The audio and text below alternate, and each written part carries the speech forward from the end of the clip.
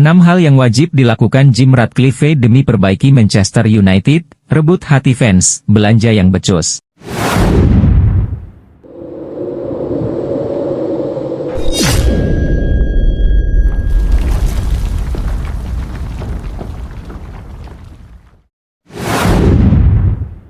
Miliarder Manchester ini akan mengambil kendali operasional Setan Merah setelah mengakuisisi 25% saham klub dan ada PR yang harus diselesaikannya.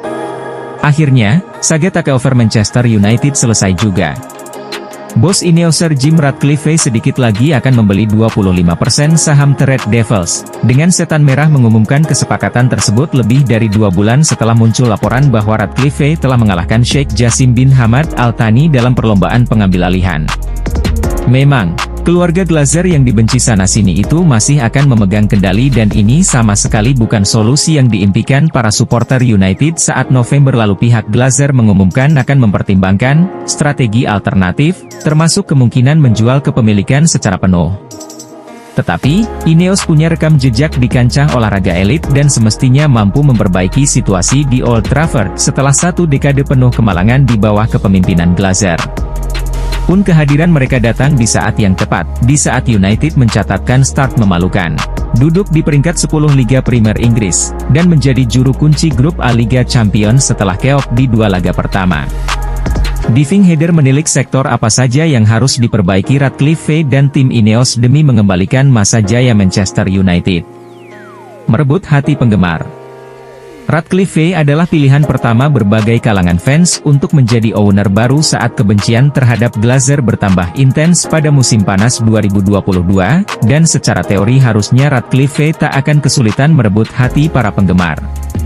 Ia tumbuh besar di rumah subsidi di Manchester Utara, hanya sekitar 1 km dari tempat berdirinya Manchester United sebagai Newton Heath Elyer FC, dan ia menghadiri final Liga Champions 1999 di Barcelona, menyebutnya sebagai memori sepak bola paling luar biasa yang saya miliki. Namun, tak sedikit fans yang berbalik menentang Ratcliffe ketika terungkap bahwa ia cuma tertarik pada kepemilikan parsial dan menjalin kesepakatan yang memungkinkan Glazer untuk menetap sebagai dewan direksi, tak seperti penawar rivalnya, Sheikh Jassim bin Hamad Al Thani, yang berniat membeli MU secara keseluruhan. Setelah awalnya mengincar 69% saham lalu 50% saham, proposal final senilai 25% saham ini cuma akan membuat lebih banyak supporter menentangnya, karena dengan begini, keluarga Glazer tetap berkuasa.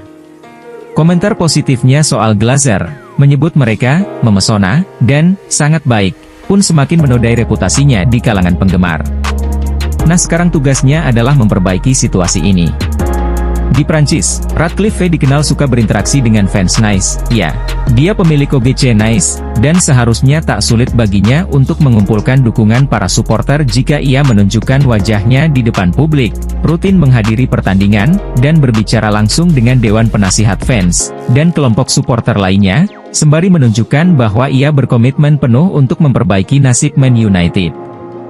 Modernisasi Old Trafford.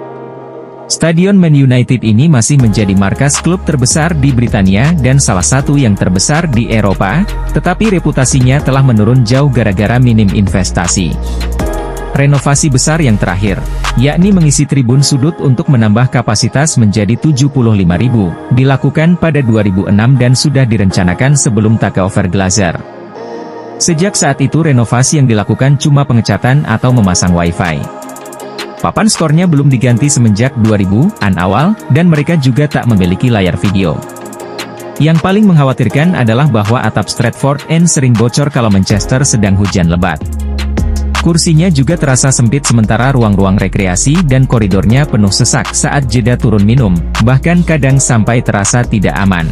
Old Trafford terasa semakin purba, apalagi jika dibandingkan dengan kandang-kandang baru Arsenal, Tottenham, dan West Ham, dan stadion Manchester City dan Liverpool yang dimodernisasi. Tidak mengejutkan Etihad Stadium milik City, yang akan menambah kapasitas menjadi 60.000, dipilih sebagai venue Euro 2028 sementara Theatre of Dreams dicampakkan. Dilaporkan bahwa Ratcliffe ingin menambah kapasitas Old Trafford menjadi 90.000, tetapi jika ia ingin mengembalikan reputasi kelas dunia markas Man United ini, maka bukan cuma kapasitas yang harus ia perbaiki, dan pasti butuh investasi yang signifikan. Real Madrid akan menghabiskan 1 miliar euro untuk memodernisasi Santiago Bernabeu dan itu belum termasuk penambahan kapasitas. Sementara renovasi Camp Nou yang dilakukan Barcelona diperkirakan akan memakan biaya 1,5 miliar euro. Membenahi strategi transfer pemain. Ratcliffe sudah sedikit membocorkan akan seperti apa rezimnya di Man United kelak saat diwawancarai The Times pada 2019. Setan merah sedang terseok-seok di musim penuh pertama Ole Gunnar Solskjaer sebagai manajer dan Ratcliffe mengecam habis strategi rekrutmen mereka. Fred, yang dibeli dengan harga 50 juta pound di tahun sebelumnya, menjadi salah satu sasaran kritikan terpedasnya. Manchester United menghabiskan uang yang sangat banyak semenjak kepergian Sir Alex Ferguson dan hasilnya sangat buruk. Kalau boleh jujur, amat sangat buruk, ucap Ratcliffe. Mereka tak memilih manajer dengan tepat, pembeliannya juga ngawur. Uang yang mereka keluarkan menjadi uang bodoh, yang bisa kalian lihat dengan pemain-pemain seperti Fred. Kami memiliki pendekatan yang berbeda di sini, di Nice, yaitu dengan lebih cerdas dan moderat. Kami mencoba lebih mendekati akar rumput, berusaha menemukan bakat-bakat muda. Beberapa klub nampak memiliki kemampuan untuk melakukan itu, Southampton, Lille. United melakukannya dengan sangat buruk. Mereka hilang arah. Rekrutmen Man United bukan cuma tak becus, dalam beberapa tahun terakhir mereka juga jadi punya kebiasaan tak sehat membeli pemain dengan harga selangit dan lalu melepaskan mereka di harga yang mendekati 0 pound sterling. Fred dijual dengan harga 8 juta pound, David De Gea pergi cuma-cuma, dan mereka tak bisa mendapatkan tawaran yang bagus untuk Harry Maguire, Scott McTominay, dan Jadon Sancho. Sementara itu rival-rival mereka mampu menjual dengan cerdas. Neraca transfer Manchester City bahkan profit di 2022 meski membeli seorang Erling Haaland dan mereka berhasil menyulap akademi mereka menjadi pabrik pencetak uang. Ratcliffe dan Direktur Olahraga Ineos Sir David Brailsford harus merombak jaringan rekrutmen United, memastikan mereka memiliki banyak pemain untuk dipilih dan tidak diambil alih, seperti ketika mereka membayar 60 juta pound untuk Mason Mount pada musim panas kemarin atau 85 juta pound untuk Anthony pada tahun 2022. Merombak manajemen klub. Rekrutmen pemain bukan satu-satunya sektor kepegawaian yang harus dirombak Ratcliffe. Richard Arnold dipromosikan menjadi CEO setelah bekerja sebagai direktur komersial mereka, dan dikritik habis-habisan atas caranya menangani situasi Mason Greenwood.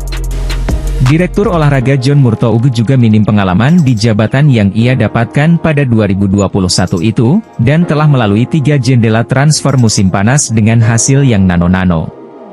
Sancho, Cristiano Ronaldo, Anthony, Mount, dan Andre Onana adalah sedikit dari rekrutan gagal di eranya.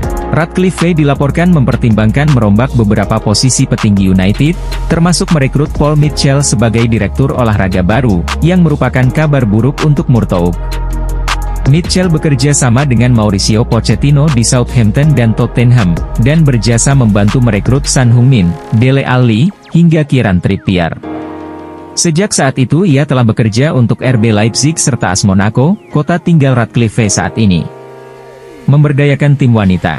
Tim wanita Manchester United memang sudah berkembang pesat semenjak pertama dibentuk pada 2018 dan musim lalu finish kedua di Liga Super Wanita serta mencapai final Piala FA pertama mereka. Namun ada sensasi bahwa MU wanita agak hilang arah, usai ditinggal pemain bintang Ona Batley dan Alessia Russo secara cuma-cuma, sementara kiper Inggris Mary Earps nyaris menyusul Russo ke Arsenal. Seperti yang ditunjukkan dengan kesuksesan besar pagelaran Piala Eropa dan Piala Dunia Wanita baru-baru ini, sepak bola wanita telah berkembang pesat dan United perlu memastikan mereka bisa menjadi yang terdepan dan tidak tertinggal dari klub-klub elit seperti Chelsea, Arsenal, dan Manchester City. Ratcliffe harus merencanakan investasi tambahan demi memastikan pemain-pemain kelas dunia seperti Earps Sudi bertahan dan membangun stadion yang lebih besar di Manchester demi memenuhi permintaan tiket yang semakin meroket. Mengupdate akademi. Ratcliffe telah menyinggung betapa pentingnya memikat talenta-talenta muda terbaik, dan di mana lagi tempat yang lebih baik untuk memulainya jika bukan dari akademi sendiri. Manchester United memiliki tradisi panjang mengorbitkan pemain muda dan selalu memiliki pemain akademi di skuad matchday mereka semenjak 1937. Tetapi dalam beberapa tahun terakhir, mereka tertinggal dari City. Demand untuk jebolan Akademi Man City setinggi itu sampai-sampai mereka bisa mematok harga yang tinggi untuk pemain-pemain seperti Cole Palmer, James Trafford, dan Carlos Borges di bursa transfer musim panas kemarin, meski ketiganya sangat jarang dimainkan oleh Pep Guardiola.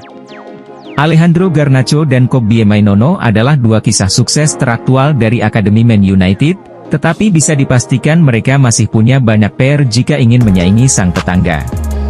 Salah satu sumber masalahnya adalah tempat latihan yang, seperti Old Trafford, minim investasi dalam beberapa tahun terakhir, persis seperti yang dikeluhkan Ronaldo di wawancara bombastisnya itu. Jika Ratcliffe bisa meyakinkan Man United untuk berinvestasi pada masa depan mereka, maka mereka bisa menuai ganjaran yang besar di masa mendatang.